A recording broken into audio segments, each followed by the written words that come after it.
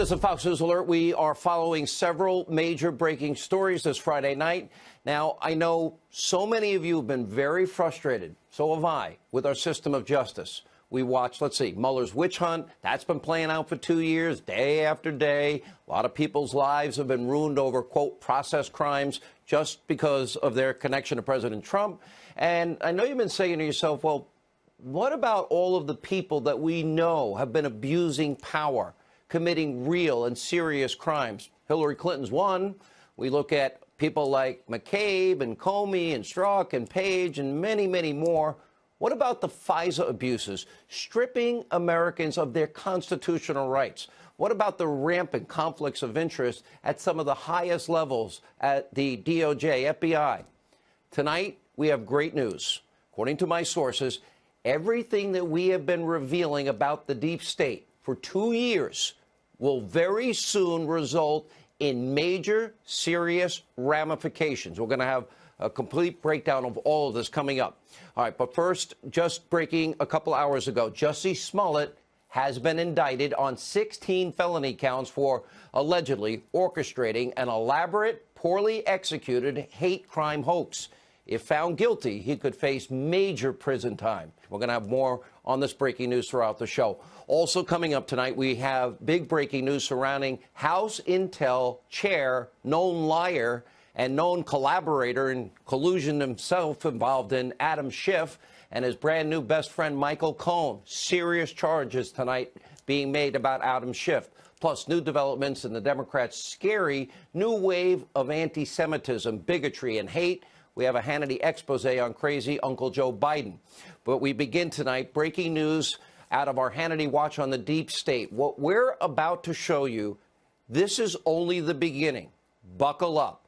Thanks to a surprise move by one very brave House Republican, we now have damning evidence surrounding the corrupt, unethical, dishonest actions of so many deep state actors over the past 3 years.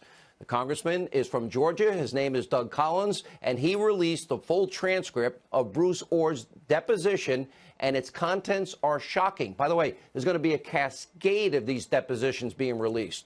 Now, the deep state house of cards, mark my words, it is beginning to tumble down.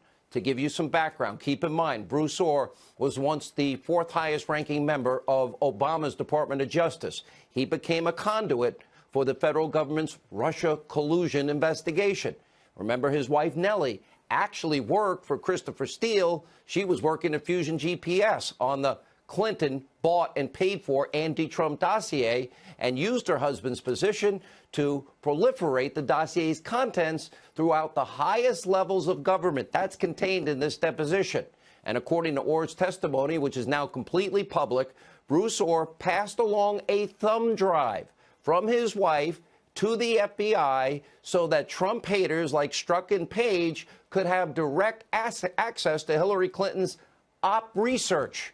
And we also learned that both the FBI and the Clinton campaign, via Fusion GPS, they were both paying Christopher Steele for this so-called intelligence.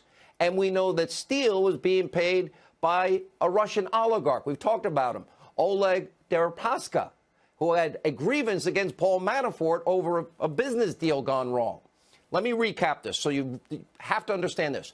Steele was getting paid by your FBI, Hillary Clinton, and the DNC, and a Russian oligarch. Pretty good gig if you can get it, but that's not all. Thanks to this transcript, we now know that Bruce Orr testified under oath about meeting with Fusion GPS founder and Christopher Steele's boss, Glenn Simpson. Now, this occurred during the 2016 campaign. Now, Simpson, he testified that he didn't meet with Bruce Orr until after the election. Question is, which one of these two guys is lying? Now, we also learned from this deposition that Orr testified he notified the FBI about his contacts with Christopher Steele also during the 2016 election. But according to a statement from Adam Schiff, who I think is the biggest liar in Congress, he claims that Bruce Orr did not tell the FBI about his contacts with Steele again until after the election. Here we are again. Which one is lying? My money's on Schiff. Now, here's where it gets really important. Bruce Orr also testifies that he notified the FBI of the dossier's extremely biased source and Christopher Steele's personal mission to stop Trump, a big Trump hater. On page 15 of the October 2016 Fisa application against Carter Page, it reads the following. The FBI was unaware of any derogatory information pertaining to Christopher Steele. That's right. The problem is everybody in the FBI knew in August of 2016 the dossier was tainted, that Hillary paid for it, the DNC paid for it, Comey, McCabe. He even briefed Andrew Weissman, who's Mueller's pit bull, about this bias. So literally, the special counsel's office has been long aware of the biased origins of the fake, phony Clinton, DNC, and apparently FBI and Russian oligarch payments to Christopher Steele. This is hugely important, a detail never provided to the FISA court. That's called a conspiracy to commit fraud on a court, to spy on a Trump campaign associate, denying that person his constitutional rights, and this being done at the height of the 2016 election. So in other words, they have purposely withheld to the FISA court, conspiracy to commit fraud, plain and simple, information that was so relevant, and it became the bulk of the FISA application. Now, it doesn't end there. Christopher Steele testified under oath in Great Britain under the threat of perjury. I don't know if any of this dossier is true, maybe 50-50. You know, it was just raw intelligence. In other words, the author of the dossier doesn't stand by the dossier. Raw intelligence 50-50 does not become the bulk of evidence to deny an American citizen, Carter Page, his constitutional rights and get a FISA warrant. Now, thankfully, Senator Lindsey Graham has now reopened the Senate investigation into FISA abuse, and we're also waiting for Michael Horowitz, the Inspector General's report on the same. And unlike the Democrats' never-ending witch hunt, this investigation centers around real crimes with real evidence. So what I'm telling you is it's all now beginning to cascade down. It's time to officially now pull the veil off the deep state effort. They tried to steal an election. They had a favored candidate, Hillary Clinton. They had somebody they didn't like, Donald Trump. And literally, they wanted to alter the will of the American people, both before the election and then undo the career of a duly elected president. This is abuse of power we have never, ever seen in the history of this country. We have a lot more coming up. Now, to turn to more breaking news tonight about another deep state bad actor. Now, do you remember when Congressman Adam Schiff made such a big deal when then House Intel Committee Chair Devin Nunes went over to the White House to review documents? Remember this? Take a look. The chairman will need to decide whether he is the chairman of an independent investigation into conduct which includes allegations of potential coordination between the Trump campaign and the Russians, or he is going to act as a surrogate of the White House because he cannot do both. And unfortunately, I think the actions of today throw great doubt into the ability of both the chairman and the committee to conduct the investigation the way it ought to be conducted. Tonight, I'm calling for an investigation into Adam Schiff. He is in hot water after reportedly, get this, sending his staff to New York City to meet with Michael Cohen for over 10 hours. Remember, he testified only 7 hours prior to his hearings on Capitol Hill. 10 hours. Well, that kind of reminds me of the time Bill Clinton met with Loretta Lynch on the tarmac during the Department of Justice's investigation. They were about to rule on whether to indict Hillary or not. Remember, Cohen also testified that they went over and he reviewed topics with Schiff himself, something the congressman denied. Again, one is lying here. Which one? Take a look. What did you talk to Mr. Schiff about? I spoke to Mr. Schiff about topics that were going to be raised at the upcoming hearing.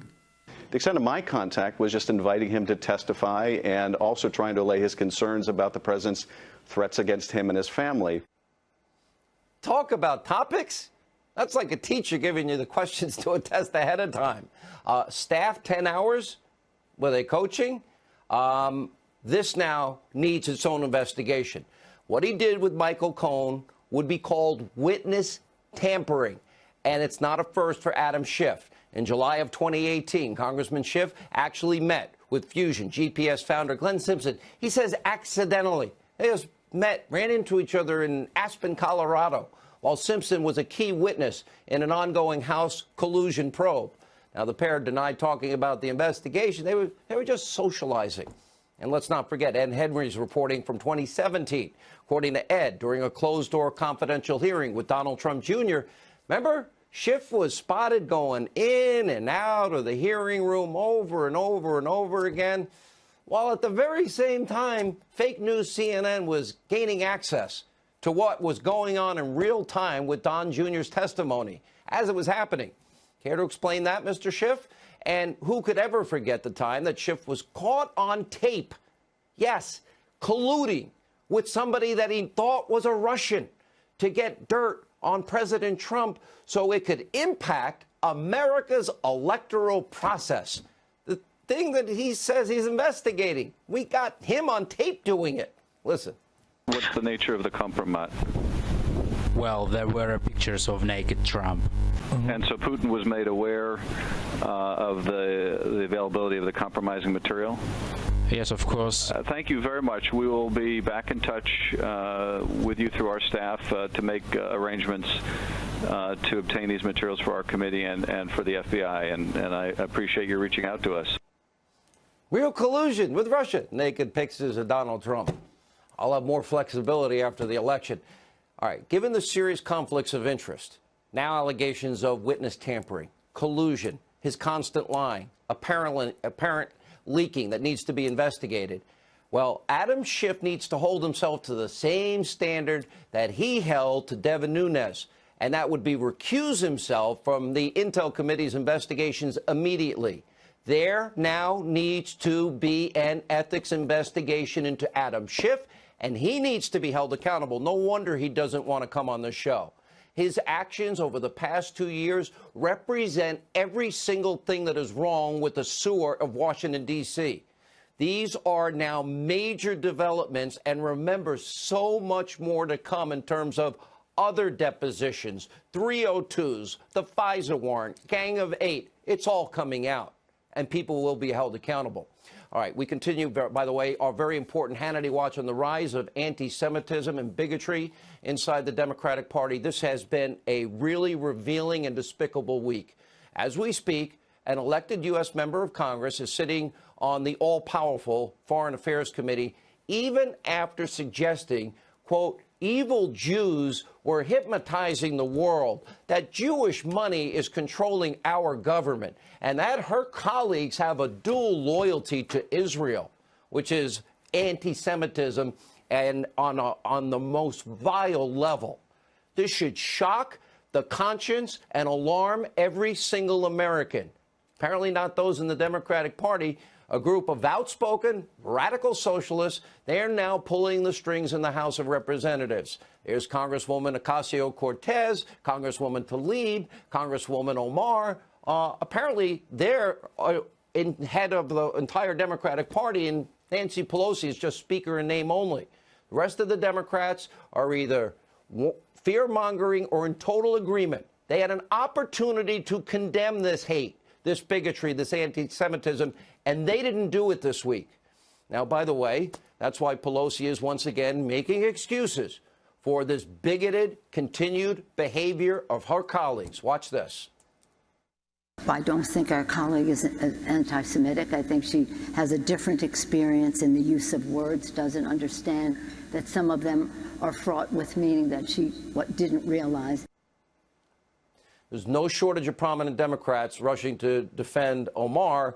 And as per usual, Congresswoman Ocasio-Cortez leading the way. Get this, she actually, who you just saw at the beginning of the montage, is fundraising off of Omar's anti-Semitism, begging for donations because pro-Israel groups are coming after her, Tlaib and Omar. The new narrative of the Democratic Party is anyone who calls out Congresswoman Omar's anti-Semitism is Islamophobic. It's a disaster.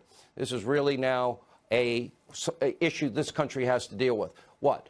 You have that. We have, abortion after birth, during the birthing process, a party that leans so far left. Let's see, no planes, no cows, highest taxes ever, and, no cars, oil, or gas. President Obama's not liberal enough. Congresswoman Omar actually went after Obama today.